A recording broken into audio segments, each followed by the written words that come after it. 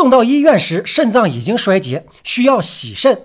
知道这个消息后，我真的感受到新冠肺炎的伤害绝对是超出我们的想象的。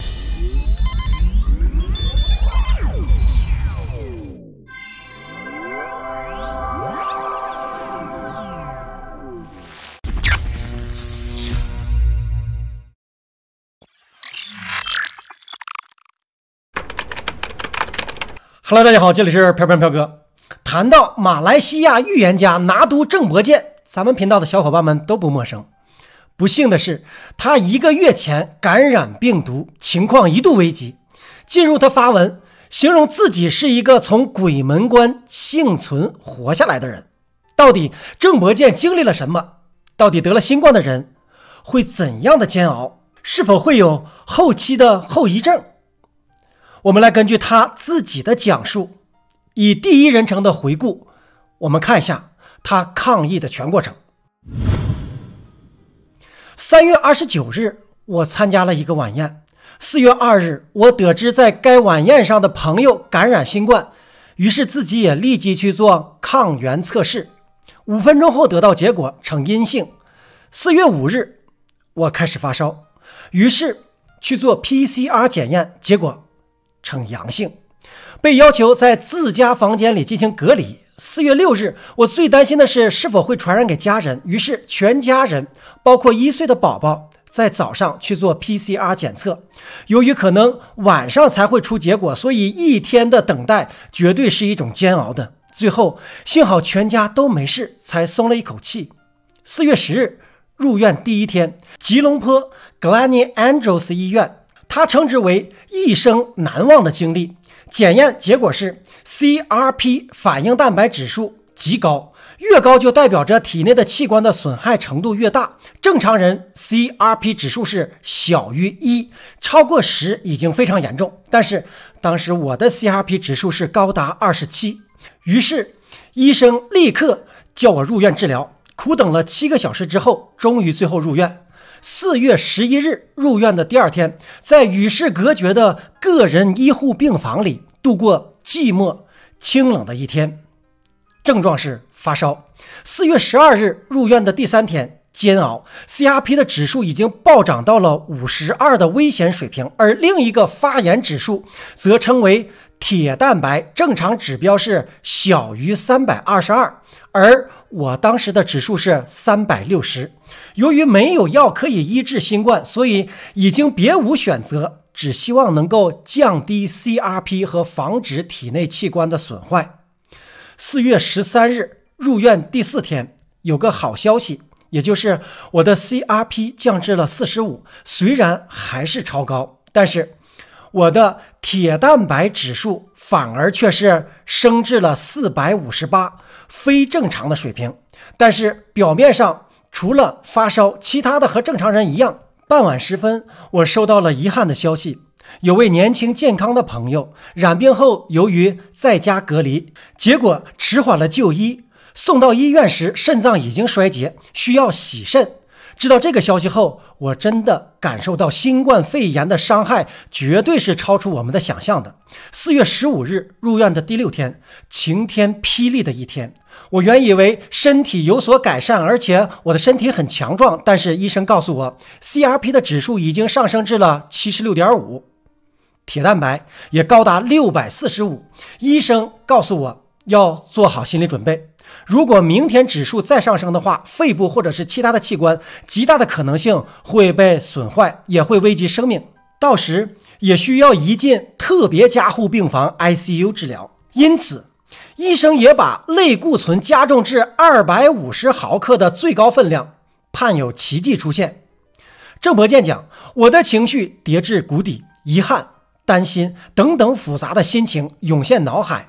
遗憾的是还有很多的梦想没有实现，担心的是如果我真的不治的话，那么连见家人的最后一面的可能性都没有，很思念他们。这种心情真的不是笔墨能够形容的。4月16日入院的第7天，生死的分水岭，病情的报告显示指标奇迹般的在恢复了。他说，每当听到敲门声都会显得过分的敏感、忐忑不安， CRP 现在我知道，终于下跌到了36，但是铁蛋白则是上升到了842，非常的危险，非常高。同时，肺部的 X 光显示是呈雾状，这种云雾状是表示进入了肺炎第4期。第5期是最严重的，已经很接近。虽然暂时保住了性命，但是接下来的连带病情也极度的危险。此刻心情又有如过山车一样，极度的矛盾，极度的彷徨。4月17日入院的第8天，医生说我体内的新冠病毒已经不具破坏力，但它已经引发了自身免疫系统的错乱。现在免疫细胞开始过度反应，大量的繁殖而破坏自己的器官。医生说未来的日子才是真正的关键。虽然我的 CPR 降到了22，铁蛋白还在690的高水平，一波未平，一波又起。今天我的血氧含量突然开始下降，徘徊在91到94，正常指标应该高于95，证明肺部组织受损加剧。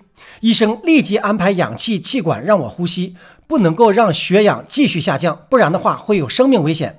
下午另一个医生进来协助我做物理治疗，以尝试把我的肺部扩张，盼望能够增加肺活量，把血氧提高。4月18日入院的第9天，医生每天只来1次，而护士除了抽血打针或者是吊点滴，基本上也不会进来，连食物和药也是放在门口的。我的房间就像监狱一样，带着氧气管的我，除了在病床上，基本上哪里都不能去，就连上厕所也不能超过5分钟，不然就会缺氧，血氧又会降至危险的水平。若要到门口拿食物或者药，也得快去快回，生命似乎就只有5分钟的活动范围，痛苦的煎熬。4月19日入院第10天早上，我在医院通过 iPad 和通过 Zoom 为澳洲的客户批算八字和分享商业策略。这是因为我的玄学咨询视频预约在之前就已经满了，加上我的疫情的关系，这名澳洲的客户已经等了我3个星期，所以不能再延期，唯有硬撑。因此我脱下了氧气管，用漏气的说话方式，呼吸缓慢地和客户分享着我的信息。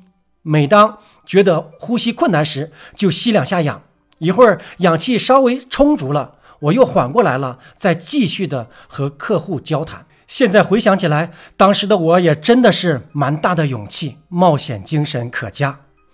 值得自我安慰的是，虽然血氧还不理想，但是从今天起我已经没有发烧了。那么我们看其敬业精神够拼的，拿督够拼的。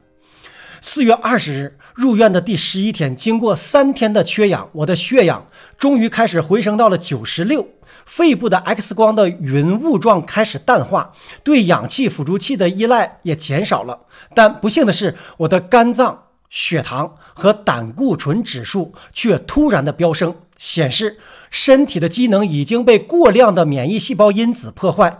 至于会严重到什么程度，没有人可以预测到。顿时强烈的无助感又油然而生，因为没有药可以治疗这次疾病，类固醇只能够压低免疫细胞的过度反应，作用并不是很大，一切只能听天由命。看到这里，我们感到真的是鬼门关，无助和绝望。这不是剧本，这是拿督的经历，他的现实。4月21日入院第12天，起床望向窗外缓缓升起的太阳，喃喃自语，顺道做点肺部的扩张运动。吃过味道清淡的早餐之后，便上网或者是看电视，累了就睡。他讲，这种机械化的生活令人厌倦，类固醇除了给身体带来的副作用，同时也严重的影响了我的思绪，脑子里混乱，思考偏激，仿佛人生失去了方向，忧郁、彷徨、失措。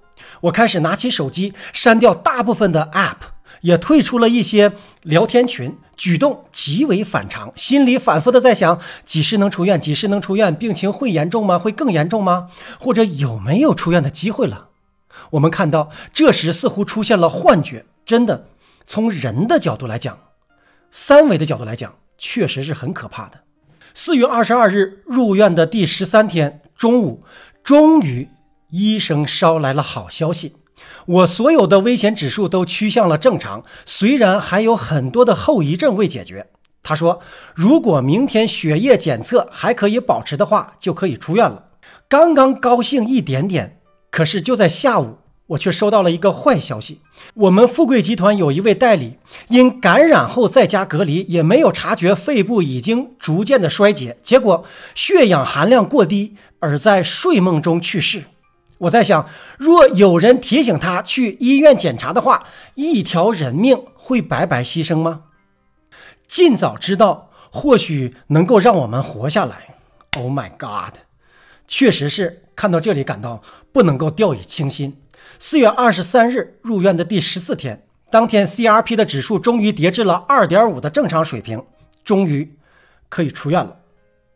当听到医生告诉我这个好消息时，眼眶已经不经意地充满了泪水。14天，我熬过了14天属于一个人度过的最惨痛的经历。再回头看，每一次的打针、点滴、抽血，已经造成了双手和腹部的千疮百孔，让我留下难以磨灭的烙印。经过了整整14天的医院的煎熬，人消瘦了10多斤，白头发多了好多。过量的类固醇让我浑浑沌沌，思考非常的迟钝，营养也缺乏，使我全身无力，有点像行尸走肉。这14天，每一天的心情都有极大的落差，时而看到希望，时而想着安排身后事，时而感到绝望无助。支付了昂贵的医药费，剪了手上的病人手环后，我拖着沉重的行李箱走向了医院的大门口。顿时百感交集，对外面的世界感到非常的陌生。阳光显得格外的刺眼，空气的味道也截然不同。